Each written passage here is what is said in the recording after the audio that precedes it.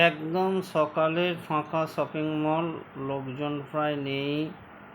চলুন আপনাদের কি কি ফল এসেছে আজকে একটু দেখাই। এই যে দেখছেন, এদিকে মুসম্বি, আম, তরমুজ, বিভিন্ন ধরনের ফল এদিকটায় রাখা থাকে কাউন্টারে। দেখতে খুবই ভালো লাগে, বিভিন্ন রকম কালারিং ব্যাপার। ফল দেখতে দেখতে আপনাদের একটা জিনিস দেখায়।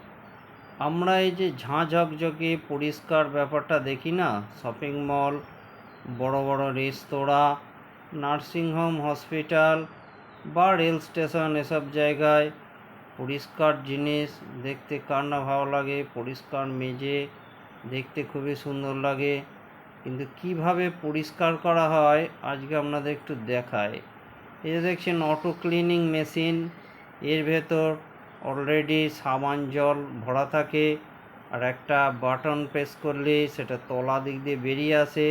আর সেই সাবান জলের ওপর একটা গোলাকার প্যাডেলার ঘুরে ঘুরে ঘুরে ঘুরে ঘষে ঘষে জায়গাটা একেবারে পরিষ্কার করে ফেলে।